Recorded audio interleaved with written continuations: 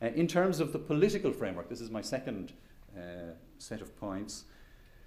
As you know, the global framework for political advance on climate change is the UNFCCC, and backed up by the International Panel on Climate Change, and the set of conference of the parties that have been organised once a year in various places to try and make global progress on climate from the global point of view. And you can say that, I guess, that this process has at least led to an understanding that there are limits to what the environment can bear, that we shouldn't let the planet warm by more than 2 degrees, and we should try and limit carbon to 450 parts per million. So there is a sort of a consensus around that, I would say. And that has grown out of that process. On the other hand, this UNFCCC process and the Copenhagen meetings, the Durban meetings, the Durban meeting coming up, and the Cancun one last year, they have severe limitations as a mechanism for advancing climate change. First of all, they work by consensus, and every country has a say, including countries like Saudi and other countries with maybe not the most interest in climate change. The biggest emitters, US and China, are not heavily engaged in the project, in the ideas and the project. So it's politically very weak. It's almost dysfunctional in the way it works. Any of you who have been to Copenhagen may have seen that kind of thing. And as regards that process and the transport sector, there isn't actually a direct link. They tried a couple of years ago to bring aviation and shipping into that process in Copenhagen, but it failed. And now the transport sector is more or less expected to fix it itself, but with this political pressure coming from outside. But in aviation and shipping, the two major organizations, the International Maritime Organization and ICAO, are expected to deal with those emissions themselves. And in the road sector, we have a variety of international and national bodies working to try and get emissions down from cars and trucks. So it's the influence between this global environmental body and the transport sector. It's there in a political sense of a broad kind, but it actually doesn't influence it directly. There are no targets, numbers, texts coming through that are influencing the transport sector. And let's have a look a little bit at the transport sector itself and the politics of it. Like, I've been in that for a long time, and I have seen, and what you get, to be perfectly frank, is a great deal of lip service to climate change and to doing something about it. So all our ministers, 50 ministers, will be very strongly in favour of statements, we must do something about climate change. And they'll even buy into very strong targets like -40 or -50.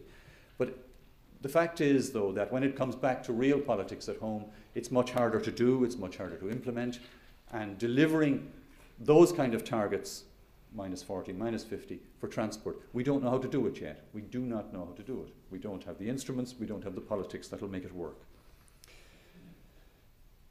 So, and I have seen, of course, in many of the countries, attempts to do things but been rebuffed by politics or going backwards. And one of the difficulties, if you put yourself in the shoes of a transport minister, is that it's a rather difficult political dossier, because on this topic, most of the things that he has to try and sell are rather negative.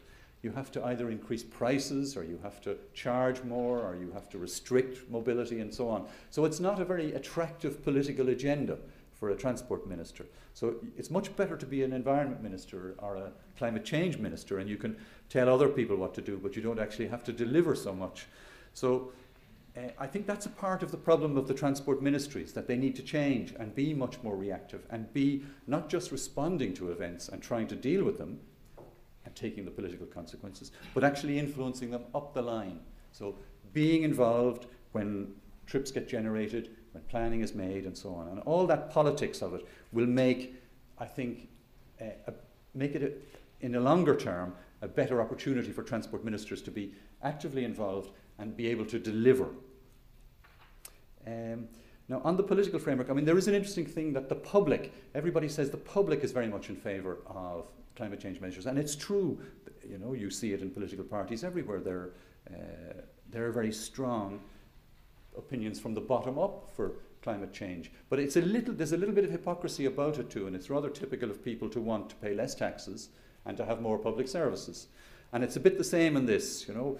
We definitely want to reduce emissions, and other people should definitely do something. So when it comes to the individual changing their lifestyles, their habits, it's harder. Nevertheless, I think that is a source of potential action that we really should capture more. So I think that's a very important issue about taking it forward. I also think in the business sector there's a very positive dynamic that can be captured. We know now that many shippers are being asked by their customers, you know, what is the carbon footprint of your trade and transport, and they're being forced to show and improve their carbon footprint. And there is an interest in business in it, and I think it's partly image, but it's also, I think, a genuine interest. So I think there are things to capture, despite this rather maybe cynical political, you know, you can understand the slightly cynical approach that you might get from politicians. And that's the strong impression I got from attending Copenhagen and these kind of events, was that there's an amazing contrast between the dynamic of many of the groups who were there, the businesses, the NGOs, a lot of organizations who have things to say and want to do things, and the rather stultifying international negotiations that are going on at the same time in other closed rooms. And I think this is something a gap that needs to be closed. Well, maybe I've given a rather pessimistic kind of background. Transport is growing inevitably, and the politics look terrible. So maybe I'd give a slightly more upbeat assessment of what can be done in the future. And so that's the third part of what I wanted to do. But first of all, as what we can do, there isn't a panacea. I guess all of you know that perfectly well. But over the years, different panaceas, so to speak, have popped up. And it might have been hydrogen, it might have been biofuels, and maybe now it's electricity. And I think we have learned a new reality about these things, a new realism. So biofuels certainly will be around. They'll be a niche fuel. They'll be sustainable when produced carefully in small amounts, but they're not going to solve the transport fuel problem.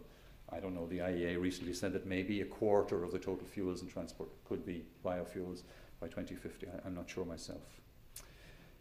The hydrogen has certainly, a few years ago we were all speaking of the hydrogen economy. I think that's gone a little bit to the back burner, but it's coming forward again now. And we had a very interesting keynote speaker last week at our event in Leipzig, and you can go and look at it on the website, Jeremy Rifkind, who is arguing that the changes in energy and the way energy use will change dramatically, gives a fantastic opportunity for the transport sector to change completely the way it's fueled, so to speak, and to use hydrogen fuel cells to store electricity from the renewable sources, and that there's all sorts of new major opportunities there. I don't know, for the moment they're all very costly, but in the longer term perhaps there is something there. At the moment, the electric vehicles are, I wouldn't say the panacea, but certainly there's a lot of optimism about it. Some of our work in the last few years has been trying to bring some realism to this work.